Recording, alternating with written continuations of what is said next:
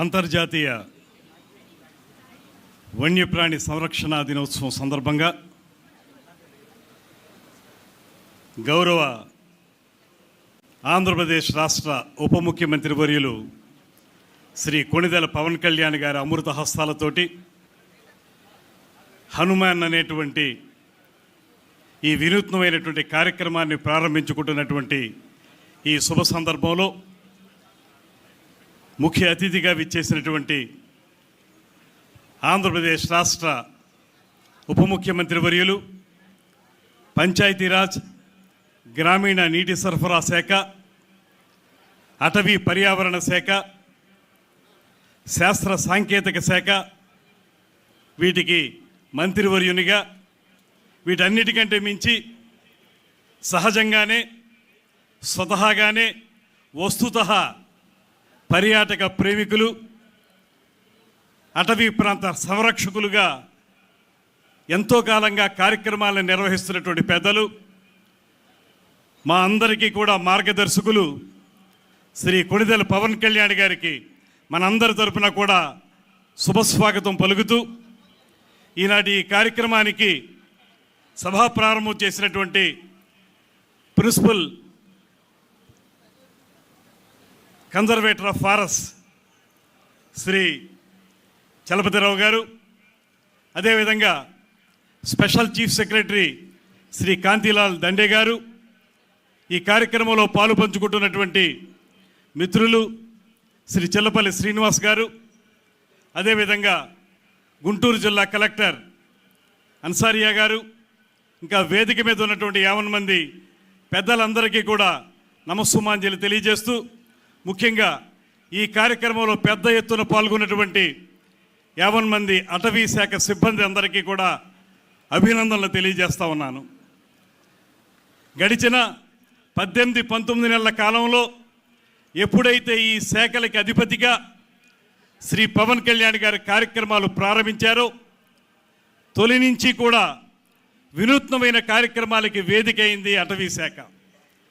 కుంకి ఏనుగుల నిర్వహణ విషయం కానివ్వండి, శేషాచలం అడవుల్లో ఎర్రచందనం కార్యక్రమాలకి సంబంధించిన కార్యక్రమం కానివ్వండి, నిన్నగాక మొన్న రాజమహేంద్రవరంలో అటవీ పరిశోధన సంస్థకు సంబంధించిన కార్యక్రమం కానివ్వండి, ఇవన్నీ కూడా అటవీ శాఖని ప్రజల మధ్యలోకి తీసుకురావడానికి, అటవీ శాఖ అంటే అది మనకు అర్థం కాదనుకునేటువంటి పరిస్థితి నుంచి సామాన్య ప్రజలందరూ కూడా అటవీ శాఖలో జరుగుతున్నటువంటి, పర్యావరణ శాఖలో జరుగుతున్నటువంటి వివిధ రకాల వినూత్నమైనటువంటి కార్యక్రమాలు వారందరూ అర్థం చేసుకునే విధంగా పవన్ కళ్యాణ్ గారు చూపించినటువంటి స్ఫూర్తి కానీ చొరవ కానీ ఆంధ్రప్రదేశ్ రాష్ట్రంలో ఈ శాఖల్ని అత్యున్నత స్థానంలో నిలబెట్టాయనేటువంటి మాటని చెప్పడానికి నేను సాహసిస్తున్నాను.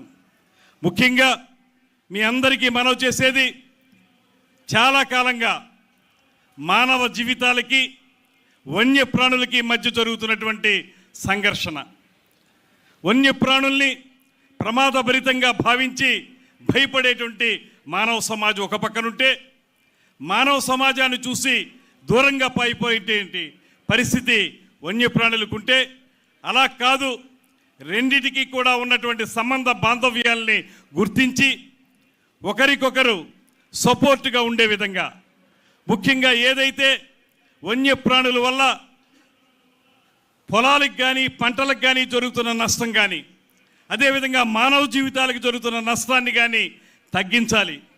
దాంతోపాటు అదే సమయంలో వన్యప్రాణుల్ని సంరక్షించాలి. సంరక్షించడంలో కూడా కొంత వినూత్నమైన కార్యక్రమాల్ని, ముఖ్యంగా శాస్త్ర సాంకేతిక అభివృద్ధి ఏదైతే జరుగుతుందో దాని ప్రాతిపదికగా కార్యక్రమాలను చేపట్టాలి.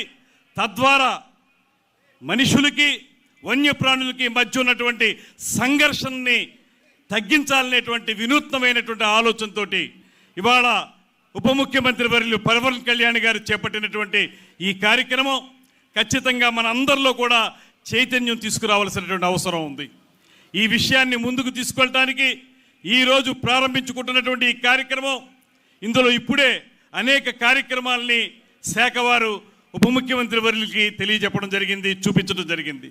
అందులో ప్రధానంగా రెస్క్యూ అండ్ రిలీఫ్ వ్యాన్స్ కానివ్వండి, ఇతరత్ర ఏ విధంగా అయితే వన్యప్రాణులు జనసంచారంలోకి వచ్చేస్తే వాటిని తిరిగి సంరక్షించి వెనక్కి తీసుకువెళ్ళటం ఎలాగా, అదే సమయంలో మనుషులకి సంబంధించినటువంటి పొలాలు కానీ, వారి పంటలు కానీ, వారి జీవితాలు కానీ నష్టపోకుండా ఏ రకంగా చూడాలి, ఇది ఈ రెండింటినీ సమ్మిళితం చేసి ఒక అద్భుతమైనటువంటి కార్యక్రమంగా హనుమాన్ అనేటువంటి కార్యక్రమాన్ని ప్రారంభించినందుకు ఇది అందరికీ కూడా ఉపయోగపడేటువంటి కార్యక్రమంగా నేను మనస్ఫూర్తిగా భావిస్తూ ఈ కార్యక్రమంలో పాలు పంచుకోవడం అనేది మా అందరికీ లభించినటువంటి అదృష్టం. దాంతోపాటు ప్రజల భాగస్వామ్యం ఇక్కడ ప్రధానంగా చెప్పింది.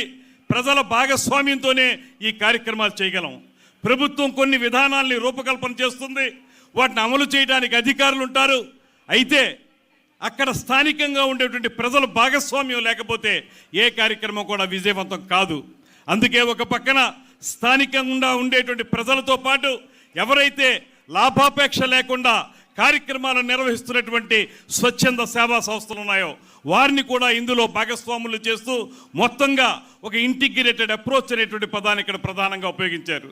ఆ ఇంటిగ్రేటెడ్ అప్రోచ్ తోటి మనం వన్యప్రాణుల్ని సంరక్షించుకోవాలి, దాంతోపాటు ప్రజల యొక్క ఆస్తుల్ని ప్రాణాలని కాపాడాలనేటువంటి మాటతోటి ప్రారంభమవుతున్నటువంటి ఈ కార్యక్రమం నిజంగా ఉప ముఖ్యమంత్రి వారి గారి యొక్క మస్తిష్కంలోంచి వచ్చినటువంటి ఈ అద్భుతమైనటువంటి కార్యక్రమానికి మనందరం కూడా బలంగా ప్రజల్లోకి తీసుకెళ్ళడానికి కృషి చేయాలనేటువంటి మాటని ఈ సందర్భంగా తెలియజేసుకుంటూ మేము కూడా ఇతర లైన్ డిపార్ట్మెంట్స్ ఏవైతే ఉన్నాయో వాటన్నిటినీ కూడా ఇందులో ఇన్వాల్వ్ చేయాల్సి ఉంటుంది. ఐసోలేటెడ్గా కేవలం అటవీ శాఖ మాత్రమే పనిచేయగలిగేటువంటి కార్యక్రమం మాత్రం కాదు ఇది. ఒక పక్కన అగ్రికల్చర్ డిపార్ట్మెంట్, మరో పక్కన యానిమల్ హస్బెండరీ, ఆ మాటకు వస్తే మా పర్యాటక శాఖ కూడా, ఇవన్నీ కూడా లైన్ డిపార్ట్మెంట్స్ అన్నీ కూడా ఇంటిగ్రేటెడ్ అప్రోచ్లో పనిచేస్తేనే సత్ఫలితాలు వస్తాయనేటువంటి మాట మాకు గతంలోనే పవన్ కళ్యాణ్ గారు అనేక సందర్భాల్లో తెలియజేశారు. అదేవిధంగా పర్యాటక అభివృద్ధి గురించి కూడా వారి నేతృత్వంలోనే మేము వివిధ మంత్రిత్వ శాఖలన్నీ కలిసి అనేక కార్యక్రమాలకి రూపకల్పన చేస్తూ ఉన్నాం. ఇలాగ ఒక వినూత్నమైనటువంటి కార్యక్రమాలను చేపడుతూ ఇవాళ ప్రజల మధ్యలోకి అటవీ శాఖని, అదేవిధంగా పర్యావరణాన్ని, వీటిని బహుళ విస్తృతంగా తీసుకొస్తున్నటువంటి ఉప ముఖ్యమంత్రి వర్యులకి మరొక మారు ధన్యవాదాలు తెలియజేస్తూ ముఖ్యమంత్రి చంద్రబాబు నాయుడు గారు, అదేవిధంగా ఉప ముఖ్యమంత్రి వర్యులు శ్రీ పవన్ కళ్యాణ్ గారి నేతృత్వంలో ఈ రాష్ట్రంలో అభివృద్ధి సంక్షేమం సమ్మిళితమై మేళవింపు చేసుకుని అద్భుతంగా ముందుకు సాగుతున్నటువంటి ఈ నేపథ్యంలో అటవీ శాఖ కూడా ఆ కార్యక్రమాల్ని చేతబట్టి ముందుకు వెళ్ళాలని మనస్ఫూర్తిగా కోరుకుంటూ ఇందులో పాల్పంచుకుంటున్న ప్రతి ఒక్కరికి కూడా ప్రత్యేకమైనటువంటి ధన్యవాదాలు తెలియజేస్తూ సెలవు తీసుకుంటున్నాను. నమస్కారం. జై హింద్.